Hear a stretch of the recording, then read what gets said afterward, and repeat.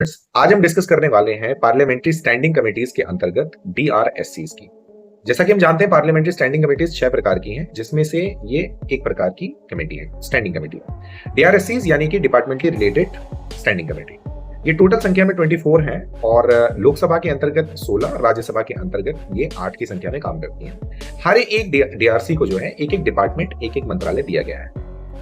अब इसके अंदर हर एक डीआरसी में 31 मेंबर होते हैं, जिसमें से 21 लोकसभा के, 10 राज्यसभा के होते हैं। लोकसभा के जो मेंबर्स हैं वो नॉमिनेट होते हैं लोकसभा स्पीकर द्वारा, राज्यसभा के उनके चेयरपर्सन के द्वारा।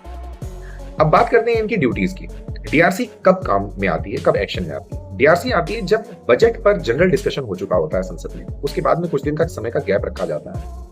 बजट 2 प्रोसेस में फॉलो होता है। एक होता है जिसमें जनरल डिस्कशन है, दूसरे में होता है स्क्रूटिनी। स्क्रूटिनी के अंतर्गत सारे रीचेक किए जाते हैं, जो भी डेटा दिया गया है उसको फिर से एक बार जो है स्क्रूटिनाइज किया जाता है। सो जनरल डिस्कशन के बाद में जो डीआरसी है ये अपने अपने मंत्रालयों को तलब करती है।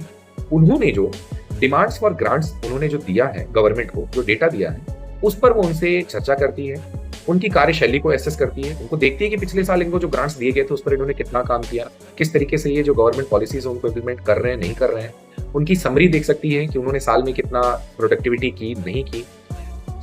ले दे करके वो अपने पर्टिकुलर मिनिस्ट्री या अपने डिपार्टमेंट की अकाउंटेबिलिटी को सुनिश्चित कर देते हैं। वो अपने मिनिस्टर्स को या उससे संबंधित जो ब्यूरोक्रेट्स हैं उनको भी तलब करके उनसे सवाल जवाब कर लेती है। देखा जाए तो ये पार्लियामेंट का जो काम है उसको आउटसाइड द पार्लियामेंट निपटा देती है। इसी वजह से इसको मिनी पार्लियामेंट भी कहते हैं। डीआरसीज के काम करने के एक और स्पेसिफिक जो जिम्मेदारी होती है उसमें से एक ये है कि ये बिल्स पर भी चर्चा करती है। जैसे पार्लियामेंट के बाहर जो बिल पार्लियामेंट के अंदर पास कराया जाना था, मान लीजिए फाइनेंस बिल के अंतर्गत कोई एक स्पेसिफिक बिल था जो डिपार्टमेंट ऑफ टेलीकम्युनिकेशन के लिए आना था। अब डिपार्टमेंट ऑफ टेलीकम्युनिकेशन से संबंधित कोई बिल है तो उसके लिए डिपार्टमेंट ऑफ टेलीकम्युनिकेशन से कौन तलब करेगा? तो गवर्नमेंट क्या करती है कि फाइनेंस बिल में डिपार्टमेंट ऑफ टेलीकम्युनिकेशन संबंधित एक बिल जो है डिस्कस कर लेती है। डिस्कशन के बाद डीआरसी अपने डिपार्टमेंट ऑफ टेलीकम्युनिकेशन के जो मिनिस्टर हैं, जो ब्यूरोक्रेट्स हैं, उनको तलब करती है, उस पर डिस्कस करती है और अगर उसमें कोई सुझाव या रिकमेंडेशंस हैं तो उसको वो पार्लियामेंट को अवेयर कराती है, अपनी डिटेल्ड रिपोर्ट पार्लियामेंट को सबमिट करती है और ये पार्लियामेंट में जो फर्दर कोई डिस्कशन या कोई ऐसी चीज होती है जो जिससे उस बिल पर चर्चा की जानी हो तो उसमें ये काफी काम आती है। ये डिमांड्स पर ग्रांट्स पर एक रीचेक मारते हैं, एक बार देखते हैं कि क्या ये कम किया जा सकता है, कैसे किया जा सकता है, वो सारी चीजें देखते हैं। और इसके अलावा वो उन चीजों को समझते हैं कि ये डिमांड फॉर ग्रांट जो भी चीजें हैं वो वैलिड है या नहीं है।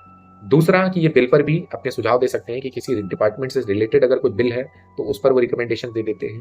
तीसरा ये अकाउंटेबिलिटी सुनिश्चित करते हैं, थोड़ी ट्रांसपेरेंसी लाने की कोशिश करते हैं। आई होप कि आपको चीजें समझ में आई होगी। बाकी की वीडियोस में जरूर देखिएगा स्टैंडिंग कमेटीज की, और अगर वीडियो अच्छी लगी हो तो लाइक एंड